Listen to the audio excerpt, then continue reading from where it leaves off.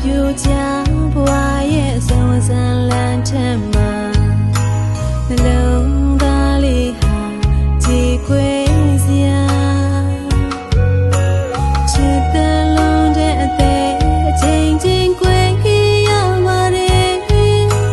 လူတွေအချစ်မရနိုင်ပါလားခွေချစ်သူလည်းနဲ့လွေ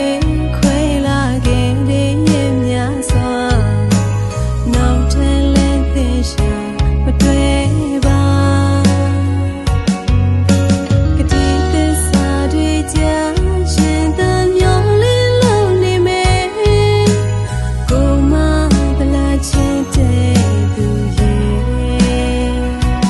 ဝေဒနာစိတ်နှမှုတွေတော့ရင်တွေမောင်းလာပါတယ်ဆောင်နိုင်ရခြင်းတော့ကတွေများလေဝါတနေကိုရဲ့သစ္စာခံတာတည်တဲ့ရွေးခွေအသေးခွေလေးပြုံးပြပါမယ်ချင်နာပေးပါတယ်တရားဘူးတွေမျိုးသိမ့်မယ်ပြောချင်ပါစေသူတို့ရဲ့မဆုံးနိုင်တော့လေကိုရဲ့ကုသိုလ်ပဲ